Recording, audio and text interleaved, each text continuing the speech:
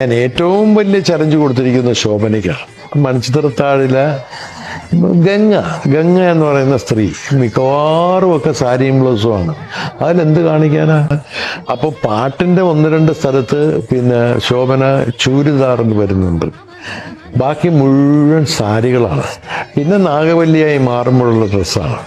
അപ്പോൾ ഒരിക്കൽ ഇതിൻ്റെ ഡിസ്കഷനും ഒക്കെ കഴിഞ്ഞ് ഞാൻ ചെന്നൈയിലുണ്ട്, ശോഭന ചെന്നൈയിലുണ്ട്. അപ്പോൾ പെട്ടെന്ന് ശോഭനയുടെ ഒരു ഫോൺ, ഞാൻ ബാംഗ്ലൂർ പോകുന്നുണ്ട് സാർ. അപ്പം ഞാൻ ശോഭനയുടെ അടുത്ത് പറഞ്ഞു, ശോഭന പോയി സാരി സെലക്ട് ചെയ്യുമ്പോൾ ശോഭനയും കൂടെ പോകണം എന്ന് ഞാൻ പറഞ്ഞു. അപ്പം അതിന് കാരണം ശോഭനയ്ക്ക് ഗംഗ എന്ന കഥാപാത്രത്തിനെ പറ്റി ശോഭനയ്ക്ക് അറിയാം. പിന്നെ ശോഭന പോകുമ്പോൾ ആ കഥാപാത്രത്തിന് അനുയോജ്യമായിട്ടുള്ളത് എടുക്കുകയുള്ളൂ.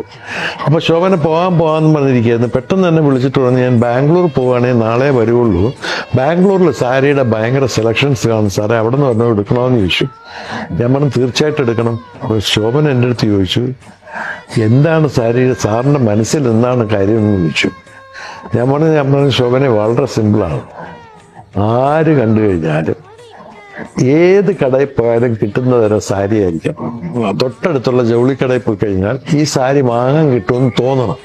100 കടയിൽ പോയാലും കിട്ടുന്നത് അങ്ങനത്തെ ടൈപ്പ് ഡ്രസ്സാണ്, സാരിയാണ് എനിക്ക് വേണ്ടതെന്ന് പറഞ്ഞു. ശോഭനയ്ക്ക് വലിയ ചലഞ്ചായി. അങ്ങനെയാണ് ശോഭന പോയി കുറേയൊക്കെ എടുത്തുകൊണ്ട് വന്നത്.